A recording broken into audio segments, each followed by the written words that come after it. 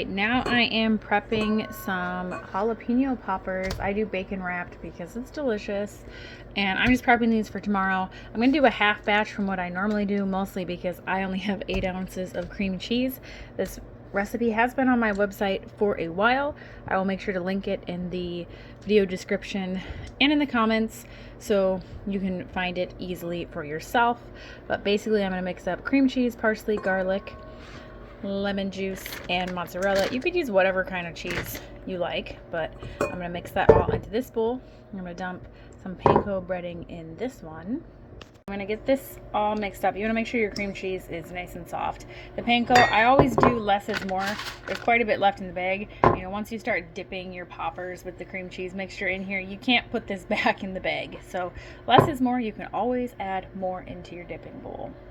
So I have my jalapenos sliced. Oops, I need to de-seed that one. You can leave the seeds in if you want them really spicy, but I don't suggest that.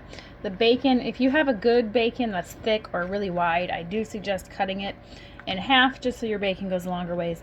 This is cheap bacon, so I'm just going to do 1 strip per jalapeno popper, otherwise they're going to fall apart.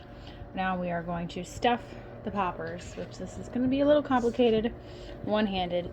You don't necessarily have to use gloves, but these are my jalapenos from our garden and they are very spicy, and after you do so many of these, your fingers will be on fire. I like to stuff mine pretty full, and then you're just going to dip it in the panko and then bring it over here, and I'm going to wrap it in a piece of bacon. I'm not going to film that because that takes 2 hands, but I'm going to get all of these ready to go, and then I will show you what they look like once that's done. Alright, you see how easy that was? The amount of jalapenos you're going to need is going to vary greatly depending on their size and how much you stuff them. So that's going to be just, it happens however it happens. And then these will go into a 400-degree oven for about 30 minutes. I'm not baking these tonight. These are for tomorrow for Thanksgiving. I'll probably pull out 4 of them because once Dan sees that I've made these, he's going to want a couple for dinner. But the rest of them, I'm just going to put in the fridge. Normally what I do with these is I will do really big batches and I will flash freeze them, and then once they're frozen, I will pick them up and put them in gallon Ziploc bags. And then that way I have them all prepped and ready to go anytime I need an extra side for dinner, or we have extra mouths to feed, and then you just pop them in the oven and bake them like that. They will take a little longer, you know, if they're frozen, but not too bad. Yummy, yummy.